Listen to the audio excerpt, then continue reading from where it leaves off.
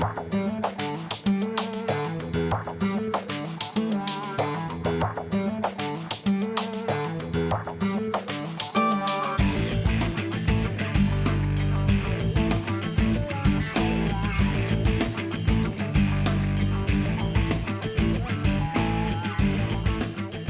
Rey de Reyes, al Señor de Señores, gloria, honra y honor por los siglos de los siglos. Y respondemos, amén. Hermanas y hermanos, bienvenidos a este su programa. Conozca primero su fe católica. Soy el Padre Pedro Núñez. Hoy tenemos un programa cargado de bendiciones para todos ustedes, para todos nosotros. Doy gracias a Dios por el privilegio de poder compartir la fe con ustedes. La fe en ese en quien todo podemos, que es Cristo Jesús el Señor. Pero antes de responder sus preguntas o de recibir sus llamadas, etcétera, yo te invito, hermano que me escuchas, hermana que me escuchas, a hacer un alto en nuestro acelerado caminar diario, ponernos en la presencia de ese Dios que es misericordioso, que es puro amor. Hermano, hermana, vamos a orar. En el nombre del Padre, del Hijo, del Espíritu Santo, amén. Padre amantísimo, Padre Santo, Padre misericordioso, a veces pensamos que la situación en nuestra vida es tan precaria, es tan dura, tan difícil, como que ya pensamos que no hay esperanza. ¿Cuántas veces, Señor, no hemos sentido que no estamos avanzando? Tenemos metas, pero esas metas como que cada vez parecen más lejos. Y entre las metas que tenemos, yo espero, mi Dios, tengamos la meta de acercarnos a ti, de tener una relación más estrecha, más íntima contigo, mi Dios, de poder, como dice tu palabra, tener más profundidad de una experiencia de ti, Señor, de tu divino amor, de ese amor que los supera todo, los sobrepasa todo, ese amor que llena, ese amor que satisface. Y sin embargo, ¿cuántas veces nos sentimos vacíos, Señor? ¿Cuántas veces sentimos que nuestra vida es un desierto? Que estamos en un túnel oscuro y no hay salida por ninguna parte. No podemos ver la luz. Señor, mira el matrimonio de este hijo tuyo, de esta hija tuya, que se siente que está en un túnel y que no tiene salida. Señor, mira la situación de este papá con este hijo, con esta hija, que por mucho que piensa que trata de acercarse a él, acercarse a ella, siente al mismo tiempo que hay una distancia insuperable entre ambos. Y se siente sin fuerza, Señor, para seguir adelante. Siente que no puede más, Señor, que no hay esperanza para una relación mejor. Mira, Señor, a este hijo tuyo, mira a esta hija tuya, que lucha, Señor, por tomar tiempo para orar, para recibir los sacramentos, para estar contigo, para leer tu palabra, y sin embargo siente su corazón duro, Señor. Y siente que su vida espiritual es un desierto, que su relación contigo está árida, Señor, y no sabe hacia dónde dirigir sus pasos o qué hacer. Señor, yo te pido con todo mi corazón que nos des la certeza que contigo, Señor, sí hay esperanza. Que contigo, mi Dios, lo imposible se hace posible. Que contigo, mi Dios, por muy difícil que sea la situación, siempre hay una luz del otro lado del túnel, y esa luz eres tú, Señor. Haznos comprender, Señor, que si nos sentimos áridos, fríos, indiferentes en nuestra relación con los demás o en nuestra relación contigo, que hay una venida, Señor. Hay una forma de cambiar esa situación, y esa venida, esa forma, Señor, es seguir orando. Es seguir buscándote a ti, Señor. Es seguir buscando tu santa voluntad. Como Pedro, Señor, cuando se está hundiendo en el mar de Galilea. Sálvame, Señor. ¿Cuántas veces te habrá dicho lo mismo? Sálvame, Señor, sálvame, Señor. Solo tú sabes, Jesús. Pero Pedro, en vez de fijarse en el torbellino que le hundía, comenzó a fijarse en ti, mi Dios. Comenzó a buscarte a ti, Señor. Comenzó a suplicarte una y otra vez, a pedirte una y otra vez, hasta que por fin, mi Dios, tú le tomaste de la mano y lo levantaste de su segura muerte, de su seguro vacío, de su segura impotencia, Señor, de ser mejor. Toca el corazón de este hijo tuyo, Señor. Toca el corazón de esta hija tuya, Señor. Llénalo de esperanza, mi Dios. Llénalo de fe, Señor. Llénalo de confianza en ti, sabiendo que por muy difícil que sea su situación en estos momentos, lo que es imposible para nosotros, contigo es posible, Señor. A ti, Padre Santo, en Cristo Jesús, honor y gloria por los siglos de los siglos. Amén, Señor. Amén. Bendito seas, mi Dios. Damos gracias, hermanas y hermanos, a ustedes por tantos correos electrónicos, por tantas llamadas que nos permiten o nos invitan a orar con ustedes y por ustedes, por sus necesidades. Damos gracias a Dios por Marta, de Luisiana, que pide por su sobrina Lourdes Xiomara y también por su cuñada Violeta, que el Señor los bendiga en abundancia. También Mercedes de Victoria, Texas, pide por su hijo Raúl y por su hija Marisol, quien padece de depresión, que el Señor les bendiga en abundancia. Roberto me ha pedido por su matrimonio. Roberto tiene 2 años de casado y ya parece que como que el vino se le está acabando a ellos, es decir, su ilusión, su amor se está terminando. Yo te digo, Roberto, pon tu confianza en el Señor, busca ayuda, sobre todo en la iglesia, un sacerdote que te pueda ayudar para que tu situación pueda mejorar y ustedes puedan cimentar su relación en la roca poderosa que es Cristo Jesús el Señor. Gloria, New Jersey, pide por su hijo Julián y también por su hermana María, que el Señor les bendiga en abundancia hoy y siempre. Rafael de Guatemala pide oración para poder superar su adicción al alcoholismo. Rafael, si tú quieres, Dios puede.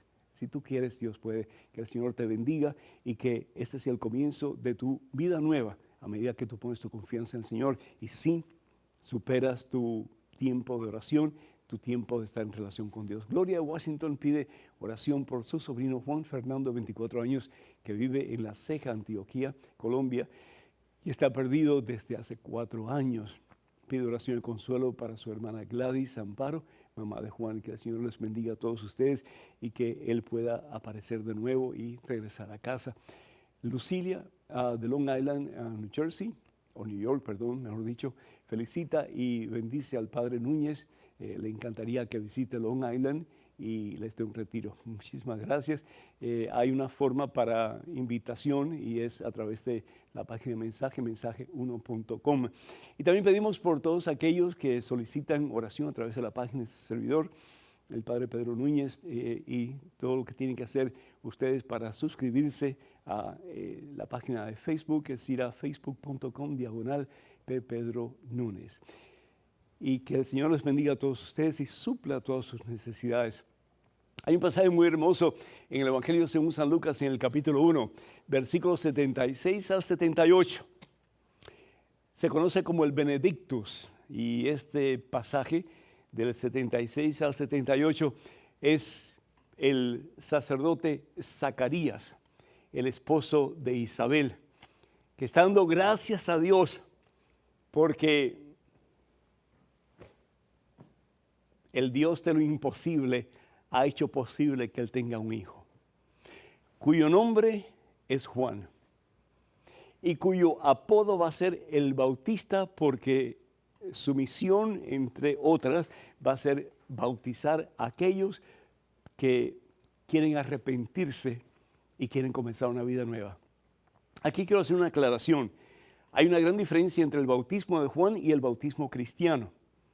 Hay hermanas y hermanos que dicen que, bueno, Jesús se bautizó cuando ya era un adulto, se bautizó por las manos de Juan Bautista y por lo tanto nosotros tenemos que ser bautizados cuando somos adultos también.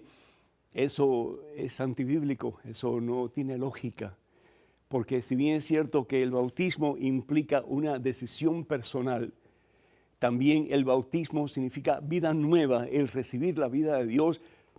Y si le queremos dar a nuestros hijos lo mejor desde pequeñitos, prácticamente desde que están en el vientre de la madre, como es el cuidado, el amor, etcétera, la medicina que necesita, pues cuánto más no dar la vida de Dios que recibimos en el bautismo.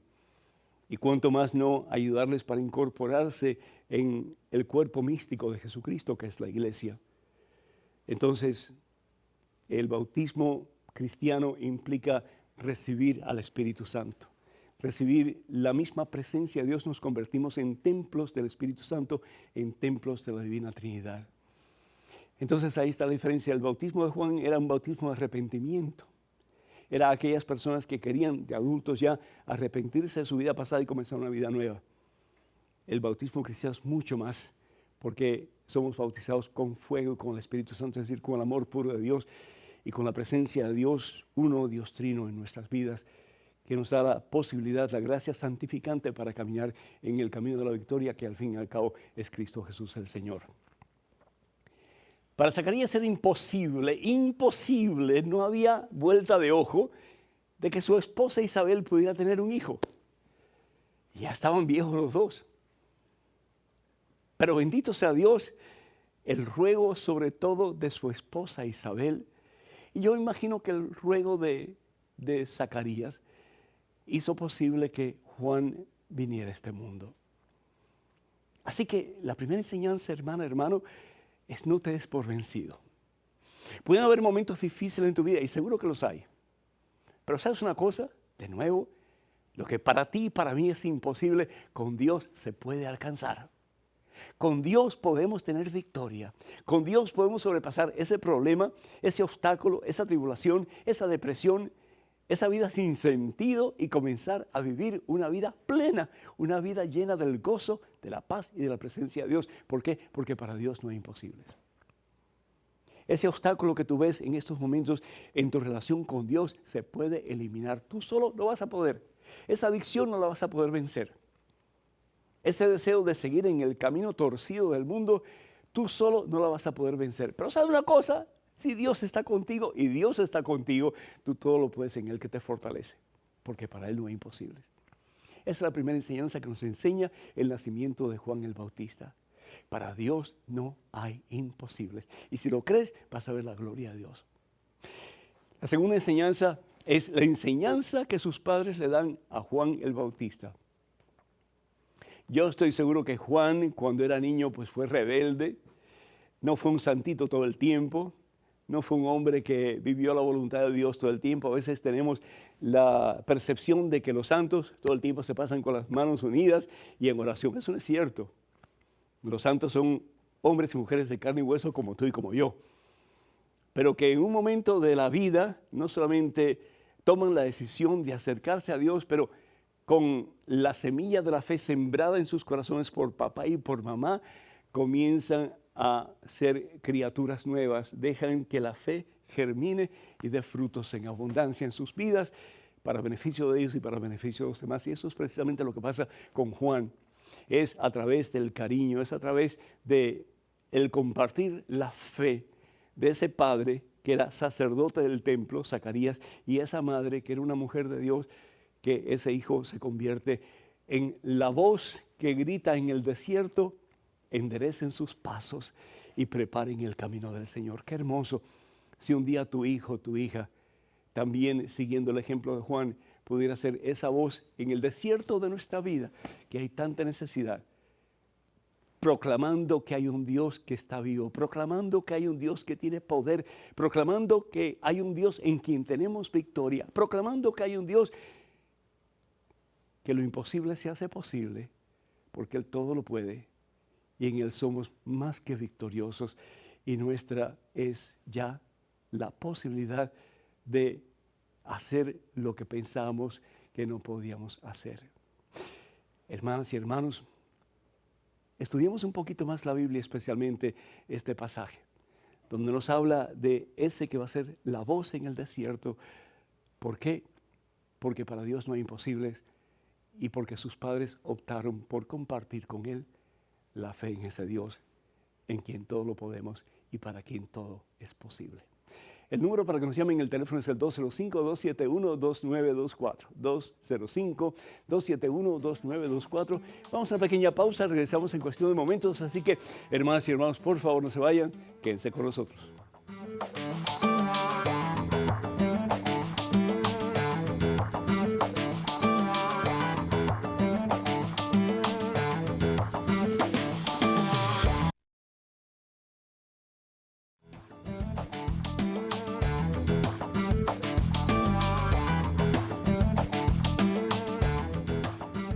Bienvenidos hermanos y hermanos a este segmento de su programa Conozca Primero su Fe Católica. Soy el Padre Pedro Núñez, un gusto tenerles. En estos momentos, Luz de Puerto Rico, esta vía telefónica. Luz, ¿me escuchas? Sí, Padre, ¿cómo está? Por la gracia de Dios, bendecido, Luz. Y ahora que te estamos escuchando, más bendecidos todavía. Adelante, por favor. Qué bueno, Padre, yo siempre veo el programa, siempre, nunca me lo pierdo, y entonces seguí muy de cerca el deceso de la Madre Angélica, lo vi completo. Como no tengo mucho tiempo, pues quiero decirle que mi papá cumplió 103 años ahora en abril. ¿Cuánto? Pido oración por él. ¿Cuántos 103, años? Bendito 103. sea Dios, bendito sea Dios. Dile que muchísimas felicidades y que todo el equipo estará orando por él particularmente en estos días. Muchísimas felicidades, Luz. Gracias, fabuloso, Padre, gracias. 103 años. Wow, cuidado porque tal vez te entierre a ti, hermana. Sí, eso le digo, porque tiene una mente clarita. Bendito sea el Señor, Sí. qué bueno. ¿Y tu pregunta? Sí, mire, mi pregunta es que tengo una pequeña duda. Sí. La resurrección del Señor ¿Sí? y entonces la ascensión al cielo, ¿eso Sí. es simultáneo o me puede explicar? Sí, sí, con todo gusto. El Señor resucita y eso lo vemos, por ejemplo, en el Evangelio. Todos los evangelios los tienen, ¿no? Pero vamos al Evangelio según San Juan, en el capítulo 20, cuando la palabra de Dios nos dice el primer día, después del sábado, María Magdalena fue al sepulcro muy temprano cuando todavía estaba oscuro y vio que la piedra que cerraba la entrada del sepulcro había sido removida, es decir, Jesús había resucitado. Ahí puedes leer todo el proceso en que se explica que Jesús resucitó y los discípulos Juan y Pedro vinieron a verlo, etcétera, y ya no estaba. Eso es en el capítulo 20 del Evangelio según San Juan. Después, si vamos, seguimos, después de su resurrección, vemos como el Señor Jesús está unos días en la tierra, unos 40 días supuestamente, está en la tierra, y al final de esos 40 días nos dice la palabra de Dios en los Hechos de los Apóstoles, capítulo 1, versículos del 4 en adelante, habla de su ascensión al cielo. En el versículo 8 dice, el Señor Jesús recibirá la fuerza del Espíritu Santo cuando venga sobre ustedes y serán mis testigos. ¿Y cuándo fue eso? El día de Pentecostés. Serán mis testigos en Jerusalén, en toda Judea, en Samaria y hasta los confines de la tierra. Dicho esto, Jesús fue arrebatado ante sus ojos, es decir, ascendió, subió al cielo y una nube lo ocultó de su vista. Ya ese es el momento de su ascensión. Entonces, entre la resurrección y la ascensión hay 40 días y de la ascensión a la fiesta de Pentecostés o a la venida del Espíritu Santo el día de Pentecostés son 10 días, porque penta significa 50, entonces 50 días después de la resurrección del Señor es cuando viene el Espíritu Santo y se posa como llamas de fuego sobre cada uno de los que estaban presentes en el aposento alto. Así que esperamos que eso te ayude. Que Dios te bendiga, Luz. Y felicidades a tu papito. Tenemos un correo electrónico con una pregunta. Adelante, por favor. Padre Pedro, ¿qué significan las letras JHS en las vestimentas de los sacerdotes? Espero en Dios mi respuesta. Guillermo de Fresno, California. Muchísimas gracias, Guillermo. Muy agradecido. Pues esas 3 letras, que son letras griegas, son las primeras 3 letras del nombre de Jesús. Y se usa, la que más se usa, lo que quiere decir más usada, es Jesús Salvador de los hombres. Jesús Salvador de los hombres. Hay otras formas en que se usan también esas letras. Por ejemplo, en este signo venceremos, y también el signo que da salud. Pero el más común es Jesús, Salvador de los hombres. Y ahí está la respuesta. En estos momentos tenemos otro correo electrónico con otra pregunta. Adelante, por favor. Padre Pedro, pertenezco al movimiento de la Renovación Carismática Católica y estoy en el Ministerio de Alabanza. Una persona que pertenece a este ministerio, el de Alabanza, ¿puede animar o hablar durante la oración o las profecías?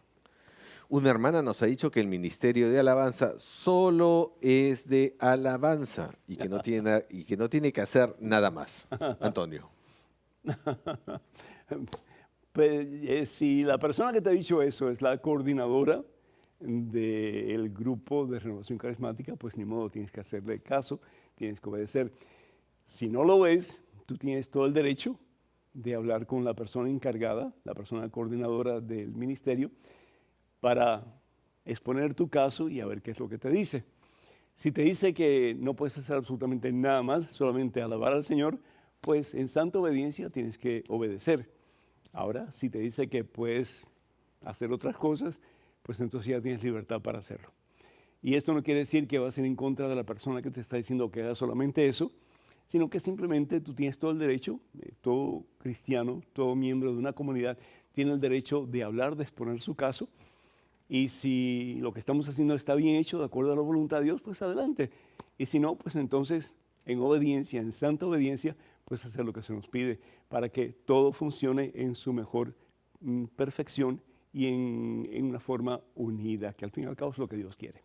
Tenemos en estos momentos otro correo electrónico con otra pregunta. Adelante, por favor. Padre Pedro, ¿podría explicarnos qué es el Rosario de la Liberación? Dios lo bendiga. María Teresa. María Teresa, muchísimas gracias. El Rosario de Liberación es un rosario normal que tiene 10 cuentas y tiene pues una cuentecita en el medio. En Rosario normal se utiliza pues rezando un Padre Nuestro, 10 Ave Marías y un Gloria. El Rosario de Liberación es pidiendo sanación, pidiendo liberación, usualmente por algo en particular. Y creemos firmemente que Dios sana, que Dios libera, que Dios tiene poder para hacer de lo imposible posible. Entonces, el Rosario de Liberación se está orando mucho en estos días, pidiendo al Señor por sanación en formas particulares y también por sanación y liberación en formas universales, es pidiendo por toda la humanidad, pidiendo por la iglesia en particular, para que seamos limpios, sanos, liberados de toda atadura, de todo aquello que nos impide ser verdaderamente felices como Dios quiere que seamos. Un salmo que se utiliza en el Rosario de Liberación es el Salmo 91. Y a mí particularmente me gusta mucho el pasaje que se encuentra en ese Salmo 91, los versículos 14, 15 y yo diría aún hasta el 16. Dice así: pues a mí se acogió, está hablando el Señor, ¿verdad? A mí se acogió, lo liberaré, lo protegeré, pues mi nombre conoció. A medida que nosotros oramos, vamos conociendo de Dios, vamos teniendo experiencia de cercanía a Dios. Si me invoca, yo le responderé. Qué hermoso. Dios responde toda oración. Y en este caso, Dios responde las oraciones en que suplicamos liberación o sanación. Si me invoca, yo le responderé. Y en la angustia estaré junto a Él. Si Dios conmigo, ¿quién puede estar en mi contra? Y continúa diciendo: alegraré sus días como lo desea y haré que pueda ver mi salvación. ¿Qué más? Alegraré sus días, si lo desea, y haré que pueda ver mi salvación. En otras palabras, el rosario, para comenzar, es un arma poderosa. Y bien lo dijo Nuestra Señora, la Siempre Virgen María en Fátima, que el rosario es un medio de oración a través del cual el Señor puede hacer grandes cosas, como dar paz a situaciones de guerra, como calmar las tempestades y las leyes naturales que están tal vez lastimando al ser humano. Puede hacer un montón de cosas. Y Dios lo puede hacer sin necesidad tuya y sin necesidad mía, sin que oremos nosotros. Pero Dios quiere que nos unamos, porque al fin y al cabo en la unidad está el amor y en el amor está la presencia de Dios. Y Jesús dice que cuando dos o más estamos unidos en Él, en oración, en su nombre, Él estará con nosotros y vamos a ver maravillas. Bendito sea Dios. En este momento es un correo electrónico con otra pregunta. Adelante, por favor. Padre Pedro, ¿por qué debemos creer en la Biblia como palabra de Dios si ella no cayó del cielo, sino que la escribieron mortales? No me deja vivir esta duda. Por otro lado, ¿por qué San Pablo, un hombre tan santo, es tan machista? María, desde México. Pues Pablo, vamos a comenzar con Pablo. Pablo es machista, pero porque Pablo vive en una sociedad muy machista, pero al mismo tiempo Pablo trata de ser como que más balanceado en su manera de decir las cosas. Y si bien es cierto que él habla de que la mujer debe callarse en las asambleas, etcétera, porque esa es la costumbre de aquellos tiempos, es la cultura de aquellos tiempos, también Pablo exalta a la mujer, la dignidad de la mujer, y habla, por ejemplo, en el caso de los esposos, maridos amen a sus esposas como Cristo amó a su iglesia. Es decir, ¿qué más se puede esperar? La mujer en los tiempos de Jesús, la esposa en los tiempos de Jesús, no era tan apreciada. Sin embargo, Pablo está diciendo a los esposos, maridos, amen a sus esposas. ¿Hasta qué punto? Hasta el punto de darlo todo. Hasta el punto de morir por la esposa para ayudarla a ser feliz, en todo el sentido de la palabra. Así que machista hasta cierto punto puede ser, pero yo creo que Pablo tenía una percepción de la mujer muy balanceada para aquellos tiempos en que la cultura sí era muy machista. En lo que se refiere, pues, a la Santa Biblia, tú dices que la Biblia no cayó del cielo. Pues sí, la Biblia sí cayó del cielo. Es decir, no cayó como libro así, ¡pum! Pero la Biblia es palabra de Dios. Y eso pues es reconocido en el concilio de Cartago y en el concilio de Florencia, que la Biblia no solamente es inspirada por Dios, la Biblia es palabra de Dios. Y lo que está escrito en la Biblia lo tenemos que tomar en fe como palabra de Dios. Así que caída del cielo en el sentido de que Dios quiso manifestarse al ser humano. Dios no solamente crea, Génesis capítulo 1, versículo 27, nos crea a imagen y semejanza suya, pero Dios quiere meterse en la creación, Dios quiere ser parte de la creación, Dios quiere ser uno con nosotros. Y para ser uno con nosotros, Dios tiene que hablarnos, Dios tiene que manifestarse a nosotros, Dios tiene que hacernos entender que Él nos ama, que Él está con nosotros y que Él quiere una relación de amistad verdadera con nosotros. Y por eso es que hay experiencias de Dios a lo largo del Antiguo Testamento que al principio no se escribieron. ¿Por qué? Porque no habían papeles, no habían libros, no habían computadoras como hoy día. Pero a medida que se fue descubriendo el papiro, etcétera, pues comenzaron los escritos y aquellas experiencias de aquellas personas que habían conocido de Dios y habían compartido de Dios, las comenzaron a poner por escrito. Y de ahí pues tenemos todos los libros del Antiguo Testamento, los libros de la ley, los libros profetas, los libros sapientales, etc. Eso es parte importante del Antiguo Testamento y creemos que no solamente son inspirados por Dios, pero que es palabra de Dios. Y el Nuevo Testamento, las cartas de los apóstoles, comenzando con las cartas de Pablo, que fueron las primeras cartas que aparecieron, y después las otras cartas, los evangelios, y también, pues por supuesto, el Evangelio de Juan, que fue el último que se escribió, lo escribió el propio Juan, y el Apocalipsis, que lo escribió el Señor Jesús, pero que se lo dictó a Juan. Pues es decir, es el Señor quien habla, es el Señor quien habla. Entonces, una cosa muy interesante en Isaías 40, si vamos a ver la palabra de Dios aquí en Isaías 40, dice, y esto para terminar, dice, la hierba se seca y la flor se marchita, mas la palabra de nuestro Dios permanece para siempre. La hierba se seca, la flor se marchita, mas la palabra de nuestro Dios permanece para siempre. ¿Y cómo permanece para siempre?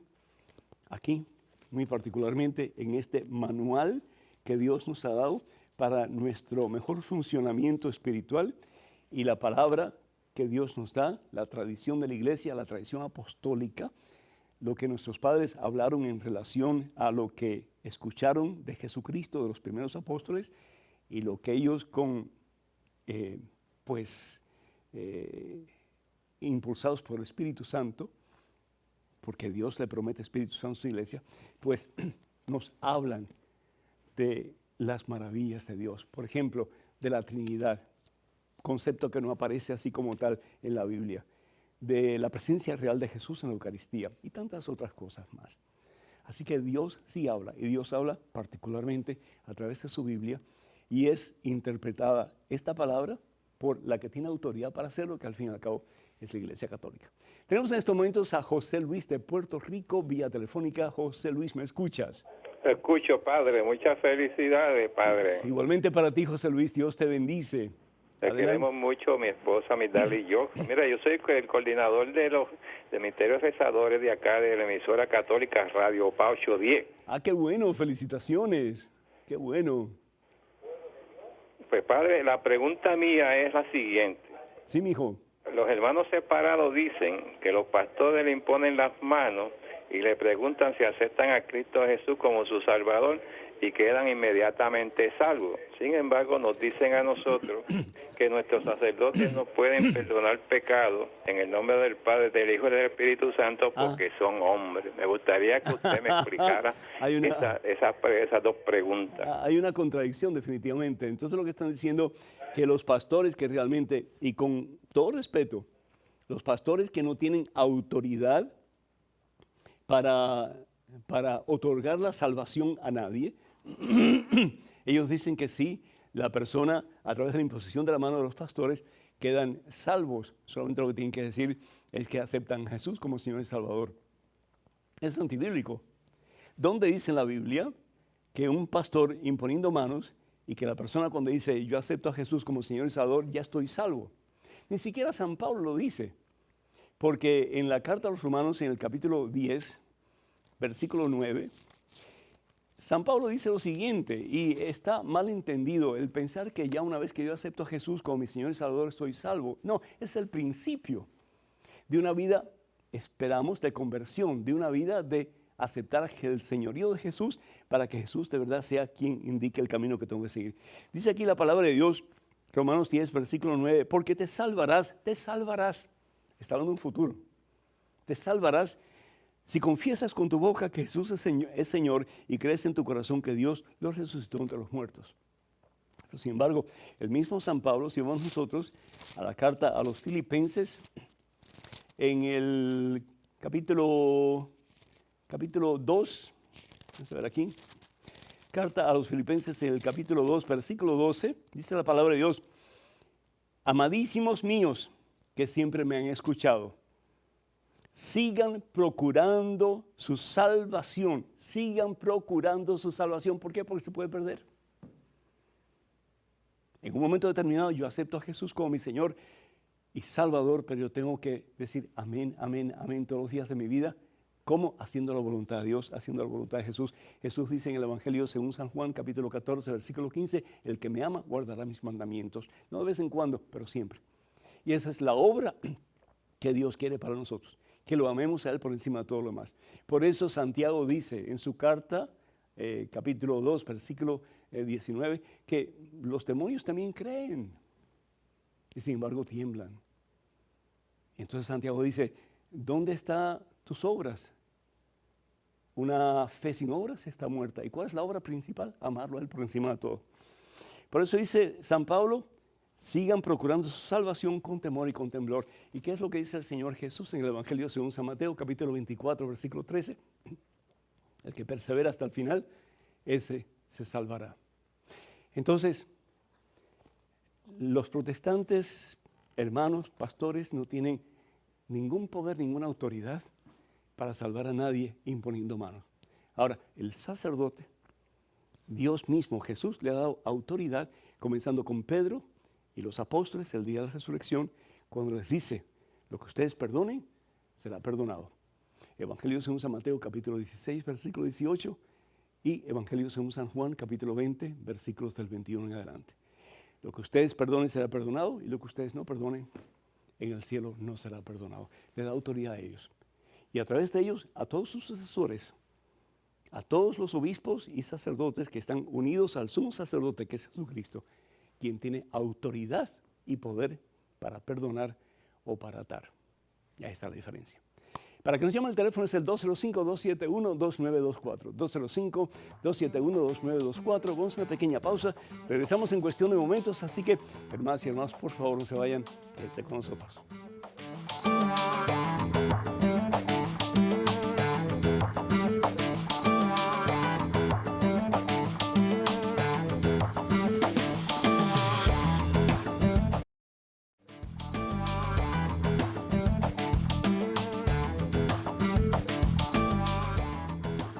Gloria al Rey de Reyes, gloria al Señor de Señores Jesucristo, hermanas y hermanos, qué gusto estar con ustedes de nuevo en este segmento de su programa Conozca Primero su Fe Católica. Soy el Padre Pedro Núñez, tenemos un correo electrónico en estos momentos, adelante por favor.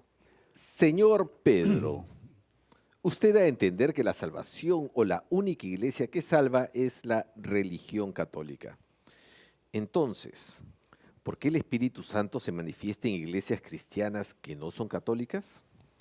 Yo me cambié al cristianismo al ver estos dones espirituales que da Dios, de lenguas, proféticos, sanaciones, expulsión de demonios, discernimiento de espíritus, sabiduría. Tuve una experiencia personal con Dios que me ayudó. Cuando fui católico, no vi estos dones en la gente que asiste, de hecho, ni en el Papa. ¿No cree que si la Iglesia Católica fuera la única que salva, simplemente el Espíritu Santo no se manifestaría en los cristianos? Es algo contradictorio. Luis Aguilar. Luis, que Dios te bendiga. ¿Por qué echar la culpa a otra persona o a la Iglesia Católica de nuestra falta de espiritualidad? Yo puedo brincar, yo puedo en el nombre de Cristo Jesús hacer un montón de milagros, y todos los milagros tal vez no cambien mi corazón duro. Lo que cambia mi corazón duro es mi deseo de someterme en humildad a ese que tiene poder para cambiarme, para liberarme y para hacerme criatura nueva, que es Jesucristo. Yo te hablo por experiencia. Yo fui una persona con un corazón durísimo, Luis. Una persona que entraba en una iglesia, y yo entré no solamente en iglesias católicas, iglesias protestantes, y yo me reía de los pastores. Yo me reía de la gente. Yo decía, están locos. Y yo iba a la iglesia católica y decían que Jesús estaba presente en la Eucaristía. Yo me burlaba de ellos. ¿Sabes por qué? Porque mi corazón estaba lleno de violencia. Porque yo no quería a Dios. La palabra de Dios me repugnaba. Porque yo no podía pensar que un Dios bueno permitiera tantas maldades en la humanidad, incluso entre los que se llaman cristianos y que se van a los moños unos a otros, porque al fin y al cabo quieren aparentar que son mejores que los demás. ¿No es eso tal vez lo que te está pasando a ti, Luis? Que tú piensas que porque tú estás en esa otra iglesia, tú eres mejor que nosotros, que optamos por seguir siendo fiel a la iglesia fundada por Jesús, que es la Iglesia Católica. Jesús fundó una sola iglesia. Evangelio según San Mateo, capítulo 16, versículo 18. Sobre esta piedra, le dice a Simón Barjona, edificaré mi iglesia, y los poderes del infierno jamás la podrán vencer.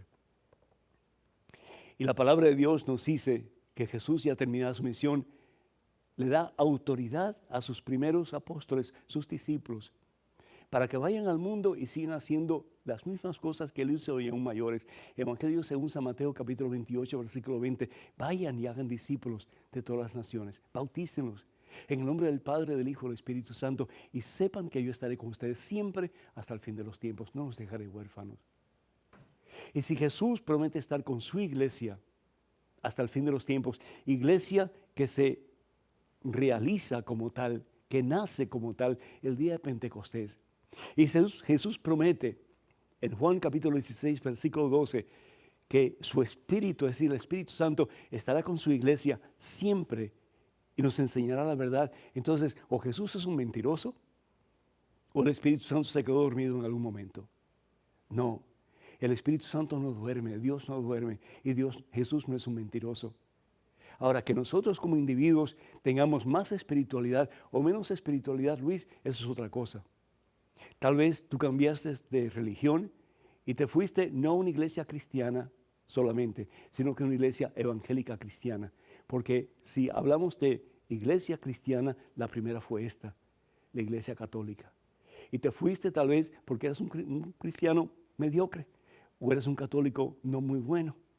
Y por lo tanto con una espiritualidad maluca, una espiritualidad débil, pues te fuiste a otro lugar buscando aguas en otro terreno. Y está bien, si ese es tu deseo. Cada cual tiene que ser juzgado según sus actos y según sus, pues, obras, ¿no es cierto? Pero sin embargo, estamos conscientes de que, si bien es cierto que en otras iglesias hay manifestación de Dios, bendito sea Dios. Si vamos nosotros al Evangelio según San Marcos en el capítulo 9. Evangelio según San Marcos en el capítulo 9, vamos a ver aquí lo que dice la palabra de Dios. Evangelio según San Marcos capítulo 9. A ver qué es lo que dice la palabra de Dios. Me gusta mucho porque creo que tiene algo que enseñarnos. Dice la palabra de Dios, versículo 38 en adelante. Juan le dijo, maestro, hemos visto a uno que hacía uso de tu nombre para expulsar demonios y hemos tratado de impedírselo porque no anda con nosotros. No anda con nosotros.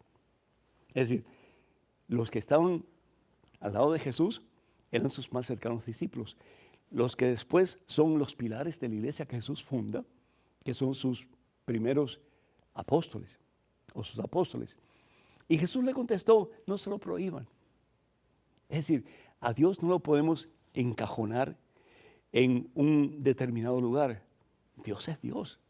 Y Dios puede hacer lo que Él quiera, cuando Él quiera y como Él quiera, excepto una cosa que no puede hacer Dios, que es hacer daño.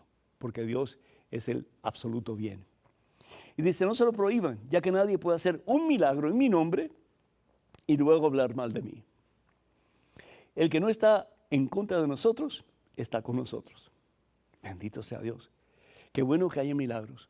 Qué bueno que hayan manifestaciones del amor de Dios en iglesias no católicas. Pero ¿sabes una cosa? Estamos en desobediencia también. Porque Dios nos quiere todos divididos. Dios quiere que seamos un solo cuerpo.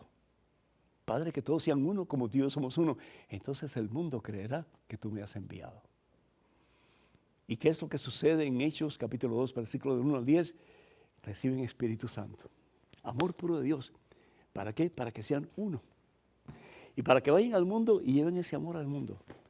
Entonces, llevando ese amor al mundo, es que de verdad el mundo va a creer en el amor de los amores, que es Jesucristo. Qué pena que no te quedaste en la iglesia. La casa no se barre por fuera para quitar la basura que hay dentro. Y si bien es cierto que hay basura en la iglesia católica, hay basura en tu iglesia y en todas las iglesias. ¿Por qué? Porque estamos compuestos, nuestras iglesias compuestas de gente como tú y como yo, que no somos perfectos ni santos tampoco. Estamos en proceso. Pero qué pena que no te quedaste para limpiar la casa por dentro y hacer que tal vez la espiritualidad hubiera sido mejor en tu parroquia, o más avivamiento en tu comunidad, o más apertura para que la manifestación del amor de Dios se pudiera realizar con más poder en tu grupo. Qué pena que te saliste. ¿Sabes una cosa? Yo doy gracias a Dios, porque yo estaba afuera, pero yo estoy dentro. Y dentro puedo hacer mucho más que estando afuera y criticando lo que Dios hizo, que al fin y al cabo es su obra maestra, que es la iglesia que Él mismo fundó sobre Pedro y los demás apóstoles. Que Dios te bendiga, oro por ti y oro por la unidad de la iglesia, para que un día la palabra de Dios se haga realidad, como dice el Evangelio según San Juan, capítulo 10, versículo 16, un día habrá un solo rebaño y un solo pastor. Amén. Tenemos una llamada de César de Miami. César, ¿me escuchas? César, ¿me escuchas? Sí, El Señor te bendice, César, bienvenido. César, sí. te escucho. Adelante, César, por favor. Cuando era niño, de 16 años. Sí. Era marinero comercial en Cuba. Ajá. Y entonces no quise más y el gobierno me metió en un cuarto.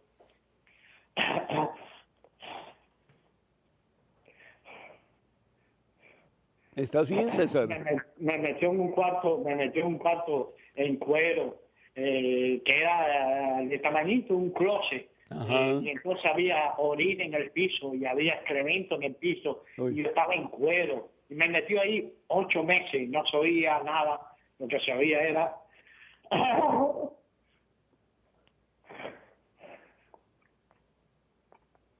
Lo que se oía era el grito y los dolores de otras personas. No había luz, no sabía qué hora era. Me metió ahí 8 meses. Y ahí, yo acostado en el piso, veo una luz.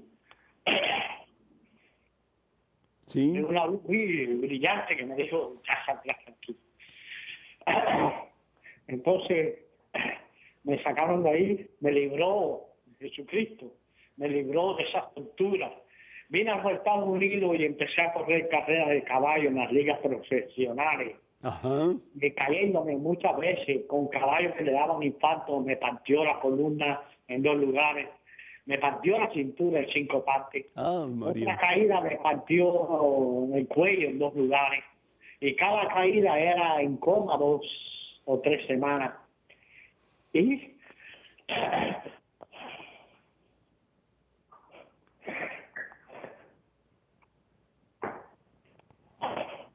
entonces